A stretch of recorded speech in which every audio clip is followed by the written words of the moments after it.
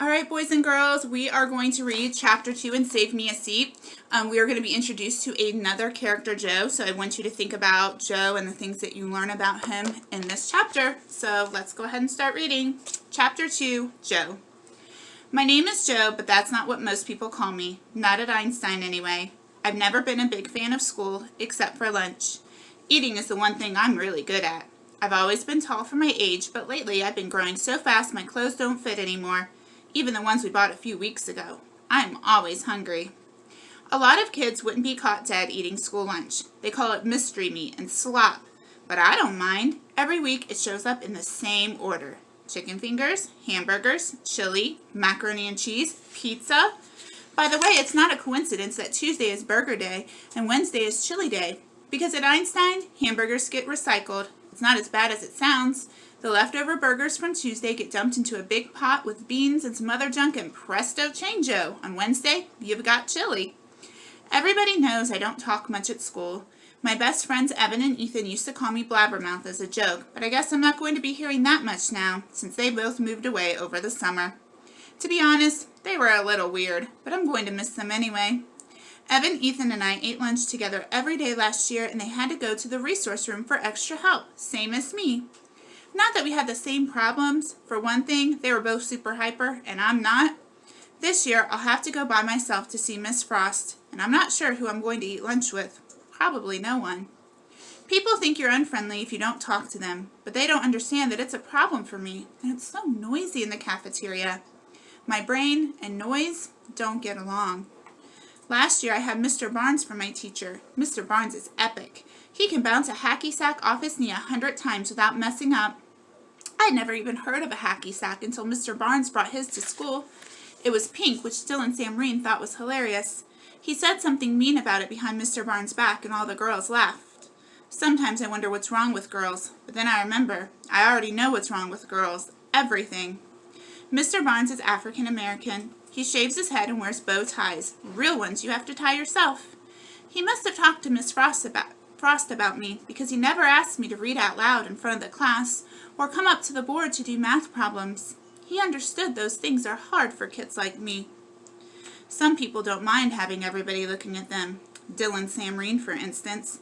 He wears his pants pulled down low with his underwear sticking out the top. He wants people to see it. His boxers have dollar signs on them, or dice, or lobsters. And he has special ones for holidays, too, with candy corn, or Christmas trees, or red hearts for Valentine's Day. Dylan is famous for his boxers, but his real claim to fame is his tongue, which is long and pointy like a devil's. When he sticks it out, it makes the girls scream. He thinks he's the smartest kid at Einstein, and he might be right. He's definitely the meanest. Sometimes I wonder what it would be like to be Dylan Samreen, but that is something I'll never know. Mr. Barnes was the first teacher I ever had who liked me. Miss Frost likes me, but she likes everybody, so it doesn't count. On my final report card, Mr. Barnes wrote that I was a valuable member of the community. My mom was so proud. She stuck it on the refrigerator with a magnet. It's still there. Today is the first day of school, and Mr. Barnes is the first person I run into when I get there. He's wearing a red bow tie with little blue whales on it. I'm pretty sure it's new, or at least I've never seen it before.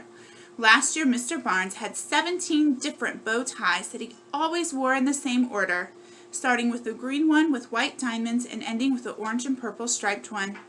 Mr. Barnes's bow ties were another one of my favorite sequences. "Yo, Joe," he says, "how's it feel to be a 5th grader?" "Good," I tell him, "at least so far." Maybe this year will be different, I think. Maybe Dylan Samreen won't be in my class. But when I get to room 506, there he is, standing over by the windows with his underwear hanging out. Polka dots. Lucy Mulligan and a bunch of her annoying girlfriends are standing around him chanting, "Do it, do it, do it." They want him to stick out his tongue, but Dylan won't. "Come on, Samreen, let's give them what they want." Tommy Jenkins shouts before sticking out his own tongue and wagging it at the girls. Tommy Jenkins is a Dylan Samreen wannabe. The girls don't care about his tongue. "I warn you," Dylan tells his fan club. "I think it grew a little over the summer." Lucy and her friends start jumping up and down, screaming, "Ew." One thing I will say about Dylan Samreen, he really knows how to play a crowd.